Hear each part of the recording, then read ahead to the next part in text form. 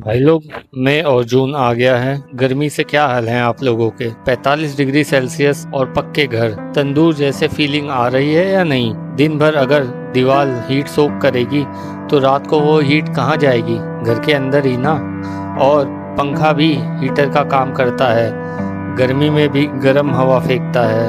उपाय है, वो भी साइंटिफिक। खाली कुछ चेंजेस करने होंगे अपने घर के अंदर और बाहर, फिर देखो कैसे 3 से 8 डिग्री सेल्सियस टेम्परेचर कम होता है। आइए बताते हैं आपको 5 तरीके जो इंडिया के गर्म क्लाइमेट में सच में काम करते हैं। दोस्तों, सबसे पहला और सबसे पावरफुल तरीका है छत को रिफ्लेक्टिव बनाना।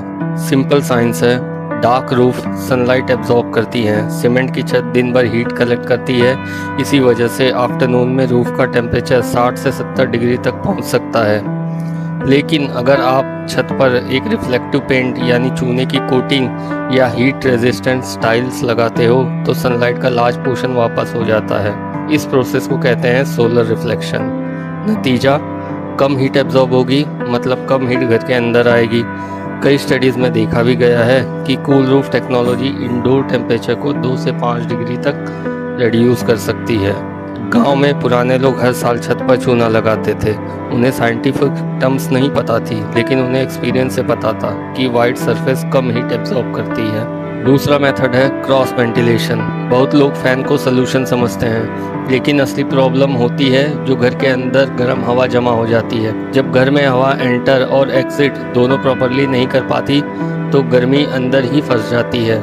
साइंस के अकॉर्डिंग भी चलती हुई हवा से गर्मी जल्दी मूव कर सकती है, इसलिए अगर घर में अपोजिट साइड पर विंडो या खिड़कियां या दरवाजे कुछ हैं हवा निकलने के लिए, तो हवा अंदर नेचुरली सर्कुलेट करेगी।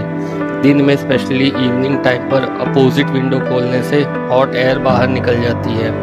और एक इम्पोर्टेंट पॉइंट, गर्म हवा ऊपर उठती है, इसलिए अगर ऊपर वेंटिलेटर या एक एग्जॉस्ट फैन भी हो तो घर और जल्दी ठंडा होता है। सिंपल भाषा में, हवा को अंदर आने का भी रास्ता चाहिए और बाहर जाने का भी। दोस्तों, तीसरा साइंटिफिक मेथड है घर के आसपास या घर के ऊपर छाया यानी शेड क्रिएट करो।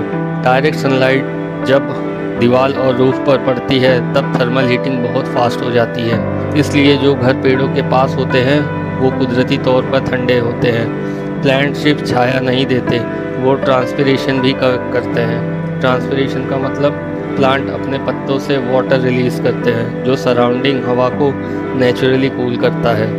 इसी रीजन की वजह से पार्क या गांव के पेड़ के नीचे टेम्परेचर कम फील होता है। गांव में नीम, बरगद, बाम्बू शेड या घर के वेस्ट साइड पर क्रीपर प्लांट लगाना बहुत इफेक्टिव होता है। पुराने गांव के घर इसीलिए कंपैरेटिवली ठंडे फील होते थे क्योंकि उनके पास हरियाली होती थी। सनलाइट को दीवार तक पहुंचने से रोकना डायरेक्ट हीट को रिड्यूस करता है। दोस्तों, चौथा मेथड है इंसुलेशन। इंसुलेशन यानी आपने पानी की बोतलें तो देखी होंगी जो 24 घंटे पानी को गर्म या ठंडा रखती हैं। ये वर्ड कॉम्प्लिकेटेड लगता है, लेकिन आइडिया सिंपल है। गर्मी को घर के अंदर आने की जो स्पीड होती है उसको हमें स्लो करना है। सीमेंट हीट को क्विकली एब्जॉर्ब कर लेता है, इसलिए डायरेक्ट रूफ हीटिंग घर को ओवन बना देती है। लेकिन अगर रूफ पर इंसुलेटिंग लेयर हो, जैसे थर्माकोल शीट लगा दें, फॉल सीलिंग हो, क्ले की टाइल्स हो, कोकोनट कॉयर के जो पैनल्स आते हैं वो हो, या मिट्टी की परत एक लगा दें तो हीट ट्रांसफ़र स्लो हो जाता है। साइंस में इसे थर्मल इंसुलेशन कहते हैं। गांव में पुराने टाइम में लोग छत पर मिट्टी की लेयर, घास, बाम्बू या तो पुरानी बोरियां तक यूज़ करते थे ताकि छत डायरेक्ट गर्मी ना सोखे। आज सेम प्रिंसिपल को मॉडर्न इंसुलेशन टेक्नोलॉजी बोला जाता है। टेक्नोलॉजी अलग है, प्रिंसिपल सेम है। कम हीट ट्रांसफ़र मतलब ठंडा घर। पांचवा और सबसे इग्नोर वर्क करने वाला मेथड, खिड़की से आने वाली हीट को कंट्रोल करना। कांच के विंडोज सनलाइट को अंदर आने देते हैं और फिर गर्मी को ट्रैप करते हैं। इस इफ़ेक्ट को ग्रीन हाउस इफ़ेक्ट कहते हैं। आपने पार्किंग में भी देखा होगा, जो गाड़ियां खड़ी रहती हैं वो गर्म हो जाती हैं। वो क्यों? इसी वजह से।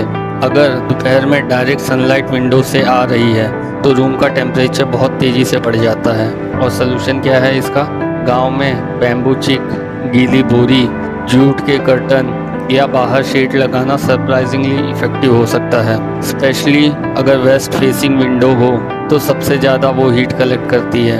एक सिंपल कर्टन भी रूम का टेम्परेचर नोटिसेबली रिड्यूस कर सकता है। कभी कभी सोल्यूशन एक्सपेंसिव एसी नहीं होता, सिर्फ हीट को एंटर होने से रोकना होता है।